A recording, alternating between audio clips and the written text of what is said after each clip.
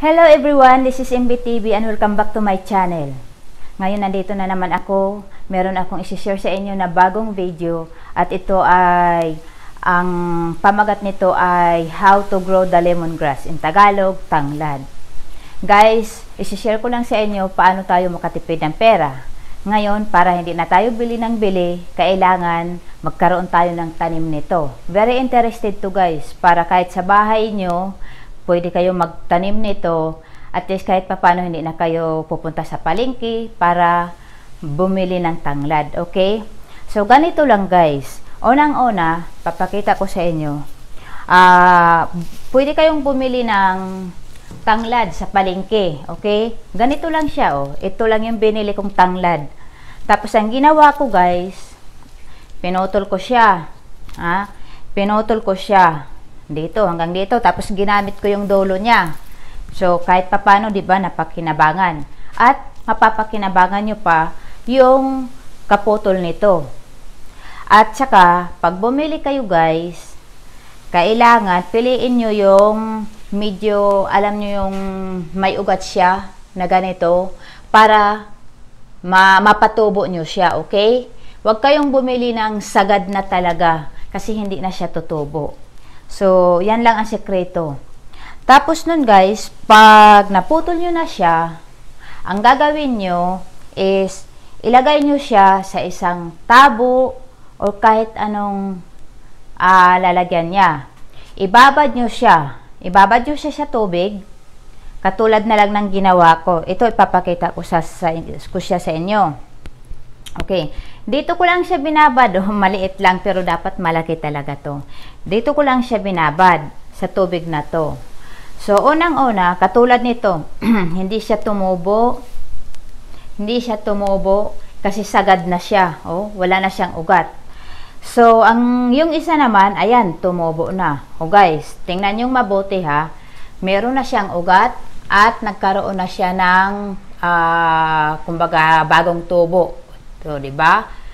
Pero gusto nyong malaman kung ilang weeks ko to ginawa. Binabad ko to siya guys. 3 weeks na siya. So, ito 3 weeks, wala pa rin siyang ugat. So, alam ko hindi na siya tutubo. Mga isang linggo, siguro mga 4 days pa lang, ano na ang nangyari, nauubusan na siya ng tubig. So, kailangan guys, lagi nyo siyang lagyan ng tubig. Kasi kumbaga sa tao nauuhaw rin siya. So, kailangan din niya ng inumin.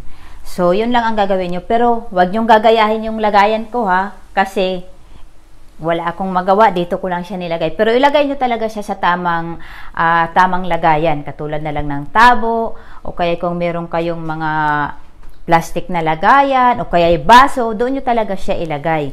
Sa akin kasi is, ano lang to, parang hindi ko naman in-expect na tutubo talaga siya, okay? Pero nung sinubukan ko, as in, nagulat ako, as in, tumubo talaga siya. Pinabayaan ko lang siya hanggang 3 weeks. So, ganito na yung nangyari. Okay? Para lang hindi masayang yung tanglad natin, kaysa naman itatapon natin, di ba? Save rin yung sa pera, kaysa naman bili rin tayo ng bili. At least ito, yung tanglad, matagal mamatay yan. Kasi nung bata pa ako, marami kaming tanglad na tanim sa sa likod ng bahay namin. So, hindi na namin kailangan bumili pa. So, ganyan lang guys, para kahit papano, save tayo sa pera, hindi na natin kailangan gumastos, di ba? Wise lang. Ganun lang ang style nun. So, ito na guys. Meron na akong paso rito. So, dito ko na siya itatanim. Okay?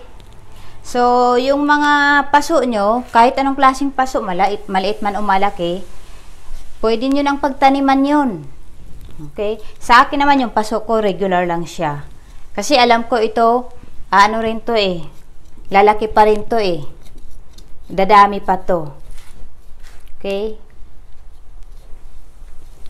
At saka alam nyo guys, pag may mga ganito tayong halaman, minsan ang sarap ng pakiramdam kahit papano meron tayong pinagkakaabalahan.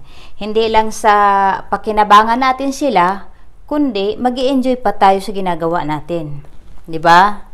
Magiging ano lang tayo, wise lang tayo sa buhay natin.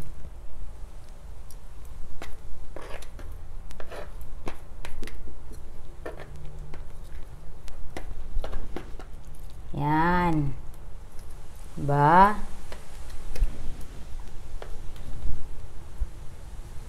Kailangan. Yan, maganda na siya. Kala mo, ano na eh. Isang buwan na siya eh. Oo.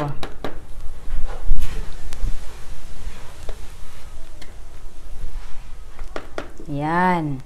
Pakita ko sa inyo guys, ang itsura. O diba? Ang ganda na ng hitsura ng tanglad ko. Sa susunod, mapakinabangan ko na siya. Pwede ko na siyang gamitin sa sa lechon. Wow! Masarap yun. O kaya sa mga isda-isda, pwede ko na rin yung gamitin. Diba? Ganun lang naman kasimple. Kayo guys, huwag nyo sayagin yung mga oras nyo, diba? Kasi, mapakinabangan nyo rin to balang araw.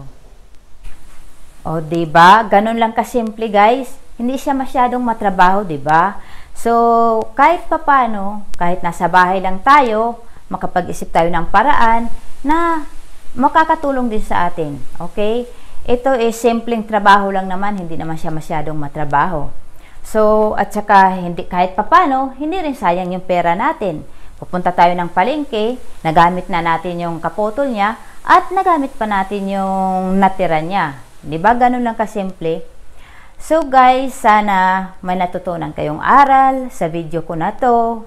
Kahit papano yung konting kaalaman ko, ibinabahagi ko sa inyo. So yung mga, yung mga hindi pa nag-subscribe sa YouTube ko, huwag niyong kalimutan i-subscribe at i-like. Okay guys? Thank you sa lahat ng mga nanonood sa video ko na to. Abangan nyo na lang yung mga susunod kong video at sana